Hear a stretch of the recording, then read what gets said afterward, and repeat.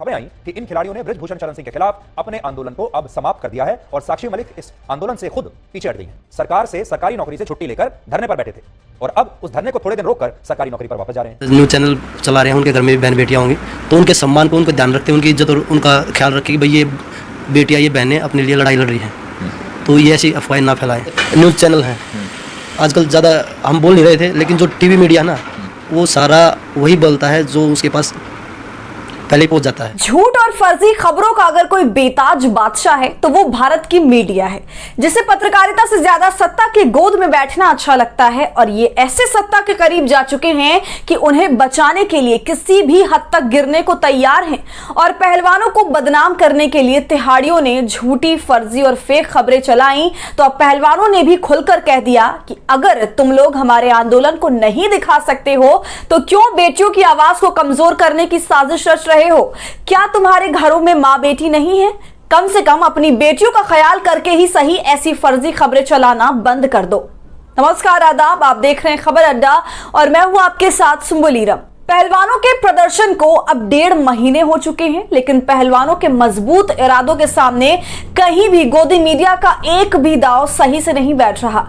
जो स्क्रिप्ट खलियारों को थमाई जा रही है वे पूरी तरह से उसे खबर बनाकर चला तो दे रहे हैं, लेकिन पहलवान फौरन ही किसी न किसी काट के साथ मैदान में गोदी मीडिया को चारों खाने चित कर ही देते हैं। ताजा मामला जो गोदी मीडिया के बीच से निकलकर सुर्खियों तक पहुंचा वो ये कि पहलवान साक्षी मलिक ने प्रदर्शन से अपना समर्थन वापस ले लिया है और वो अपनी नौकरी पर वापस लौट आई हैं। इस पूरी खबर को आप कॉकटेल कह सकते हैं। जी हाँ, सच और झूठ का कॉकटेल। ये जो खबर गोदी मीडिया ने चलाई उसका शुरुआती सिरा झूठ है और अंतिम सिरा सच।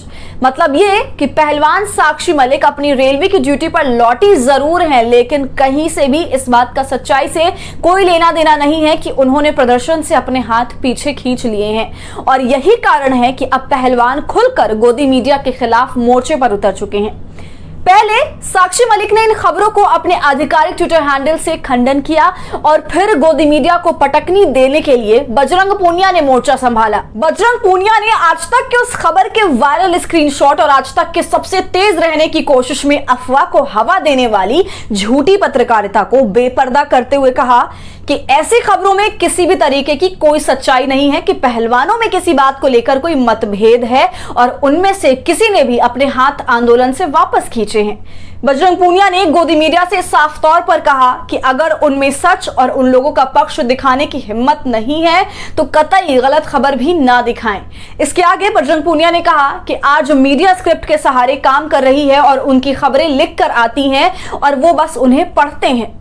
मतलब साफ साफ आरोप ये कि मीडिया सरकार के ऑर्डर बजा रही है और फिलहाल पहलवानों का प्रदर्शन सरकार के लिए सबसे बड़ा सिरदर्द है।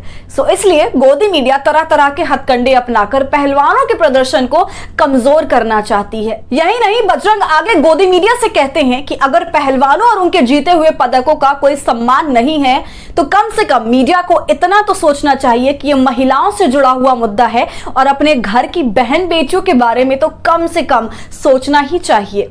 बजरंग, आप पहलवान हैं, आपकी बाजू में जितनी ताकत है उतना ही आपका दिल नरम है, इसलिए आप सोचते हैं कि इन्हें अपने घर में मौजूद बहन बेटियों की इज्जत से फर्क पड़ता है और ये कि वो बेटियों के दुहाई से शायद प्रोपेगेंडा करना बंद कर दें, लेकिन सच्चाई ये बिल्कुल भी नहीं है। ये वो मानसिक रूप से गुलाम और जहनी तौर पर नीच लोग हैं जो अपनी बहन बेटियों की दुहाई के बावजूद अपनी जमीर का सौदा करते रहेंगे और आपको नीचे खींचने की कोशिश करते रहेंगे।